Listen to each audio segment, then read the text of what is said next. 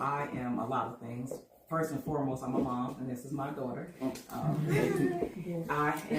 So I wrote this book, and it just came out in June.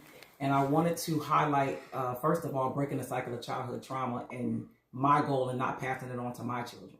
And I also wanted to highlight the fact that people constantly talk about daddy issues, but people rarely talk about mama trauma. Mm-hmm. So I wanted to have a conversation about the trauma that my mother caused, mm-hmm. and how I didn't want it to pass down to my kids. Definitely wanted to make sure I talked about the present parent, because most people talk about the absent parent, but they never talk about the present parent.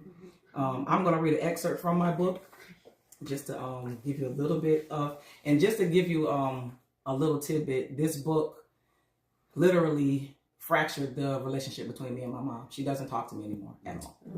So I want to just shout out my daughter, because once I realized my mom wasn't talking to me, she probably helped me through it the most, because she pretty much just said, you know, Mom, she had one job, and that was just to protect you. So I'll read this short excerpt from my book. It says, watching my mother trade her body for drugs seared my view of humanity.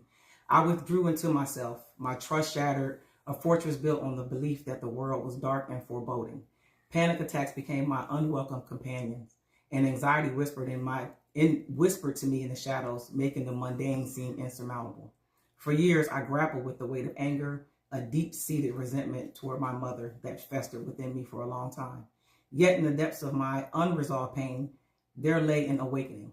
My experiences informed my understanding of love, resilience, and the importance of nurturing the next generation. My daughter became the embodiment of hope. The actions I chose now influenced by the shadow of my past. I realized that amid the trauma, my calling emerged, not to repeat history, but to rewrite it. We prayed for you all to be here. We prayed over the space. I pray that you feel the peace, the presence of God here. And as we go out to the fire pit, whatever it is you can release, let it go. Let's not go into 2026 holding on to anything that's been holding us bound or anything like that. So this is what this space is for. So